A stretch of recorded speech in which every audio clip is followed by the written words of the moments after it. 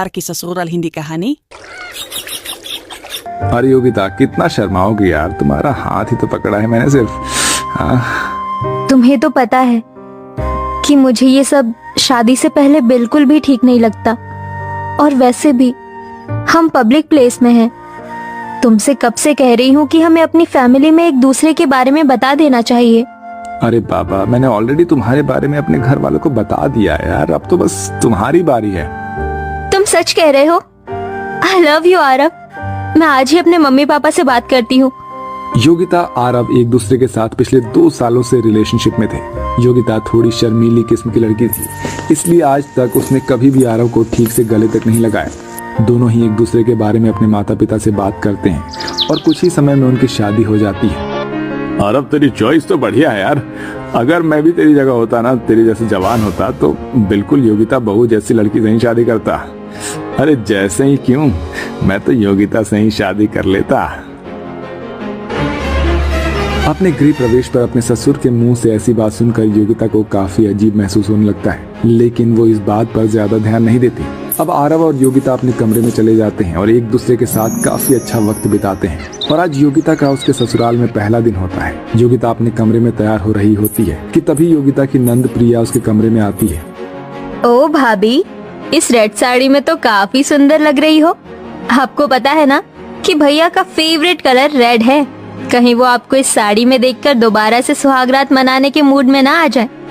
वैसे कैसी रही आपकी फर्स्ट नाइट?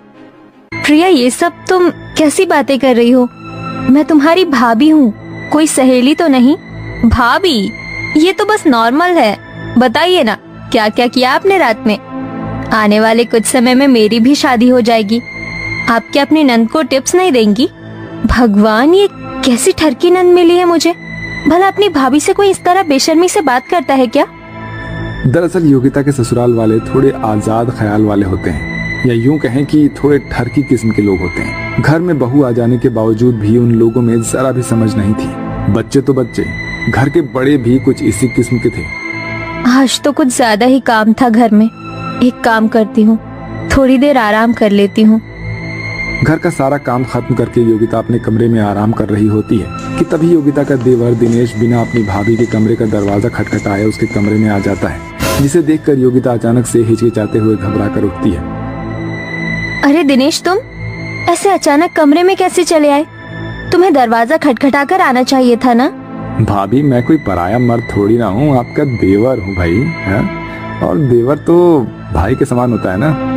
वो तो मैं आपसे कहने आया था कि शाम को मेरे कुछ दोस्त आ रहे हैं, तो आप ना उनके लिए कुछ स्नैक्स वगैरह तैयार कर दीजिएगा। अपने ससुराल वालों की ऐसी हरकत योगिता को बिल्कुल भी पसंद नहीं आ रही होती है। ऐसे ही एक दिन, योगिता बहू, अब तो तुम्हारी शादी को काफी समय हो गया है, तो कब दादा दादी बना रही हो हमें?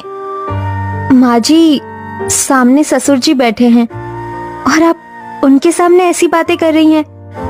तो क्या हुआ बहू, वैसे भी अमरावती बहू की माँ बनने की उम्र थोड़ी ना है, अभी तो उन्हें एंजॉय करना है। वैसे तुम एक दूसरे के साथ अच्छा वक्त बिता पाते हो ना।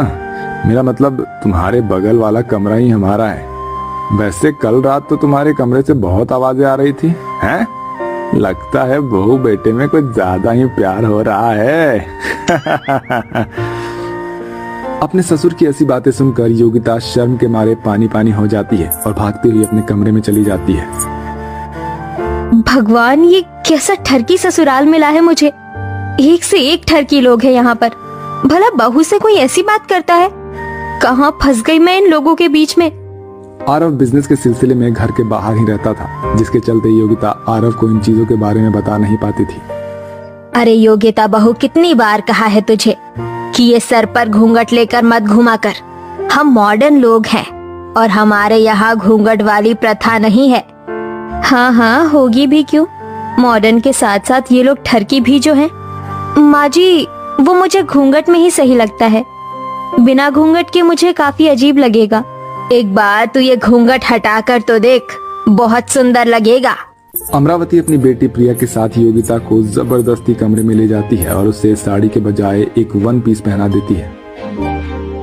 वाह भाभी, आप कितनी हॉट लग रही हो। माँ जी, प्रिया, मुझे